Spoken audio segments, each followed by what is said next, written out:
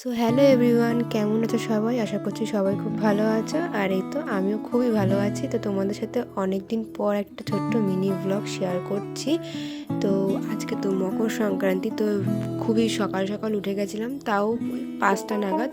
তো শীতকালের ভোরবেলা তো খুব অন্ধকার ছিলই। তো আজকে যেহেতু মকর সংক্রান্তি, তো আমাদের শ্বশুরবাড়িতে এটা বাস্তব পুজো বলে এটা দেওয়া হয় তুলসী মঞ্চের ওখানে। তো সেই পুজো দেওয়ার জন্যই আর কি সকাল সকাল আমি আর আমার জেঠি শাশুড়ি উঠে গিয়েছিলাম। উঠে সব পুজোর জোগাড়যন্ত্র করছিলাম। দেখতেই পাচ্ছ যে কতটা পরিমাণে অন্ধকার ছিল। তো তারপর তাও ফুলগুলো ফোটেনি তখনও পর্যন্ত, ঠান্ডাও এতটা পরিমাণে।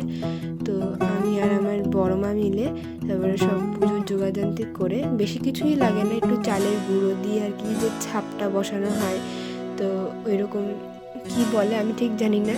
তো তোমরা কেউ জেনে থাকলে আমাকে কমেন্ট করে জানিও। আর আমি এখানে তুলসী মঞ্চটাকে পরিষ্কার করছিলাম, মানে আগের দিনকার দুপুরবেলা যে পুজো দিয়েছিলাম তুলসী মঞ্চে, সে ফুলগুলো ছিল, তো সেগুলো সরিয়ে দিচ্ছিলাম, যেহেতু আছে সকালবেলা আবার পুজো দিচ্ছি। তো দেখো যে কীভাবে কি করতে হচ্ছে। তো বড় মা আমাকে শিখিয়ে দিচ্ছিল যে কীভাবে পুজোটা দিতে হয়। প্রথমে আর কি গ্লাসটাকে গোল, মানে গ্লাসের যে গোল মাপটা আছে ওটাকে দিয়ে আর কি চালের গুঁড়ি দিয়ে কীভাবে ওই মাপগুলো বসিয়ে তারপর তেল সিঁদুর এগুলো দিয়ে তারপর পুজো দিয়ে তারপর ফুল দিতে হয়, দিয়ে তারপরে ধূপকাঠি মোমবাতি এক্সেট্রা যেরকম যা পুজোতে দেয়। তো আমার তো এদিকে পুজো দেওয়া প্রায় কমপ্লিট। আর পুজো দিতে দিতেই মানে বলে যে অন্ধকার থাকতে থাকতে আর কি পুজোটা দিতে হয়।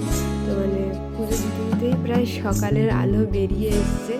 তারপর আমরা ভাবছিলাম যে আমি মনে হয় সবার শেষে পুজোটা দিচ্ছি, কিন্তু না, আমার পুজো দেওয়ার পরেও সবার শুনতে পাচ্ছি আওয়াজ যে সবার বাড়িতে শঙ্খ বাজছে। তার মানে আমি আর কি একটু তাড়াতাড়ি তাও দিতে পেরেছি এবছর। সামনের বছর থেকে আশা করবো আরও তাড়াতাড়ি উঠে এই পুজোটা দেওয়ার।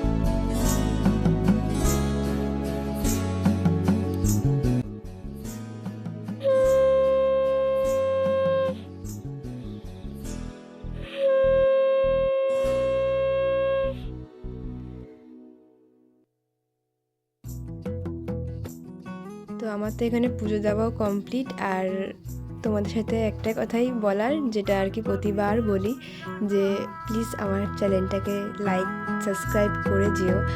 তোমরা সাপোর্ট না করলে আমি এগিয়ে যেতে পারবো না, তো প্লিজ সাপোর্ট করো।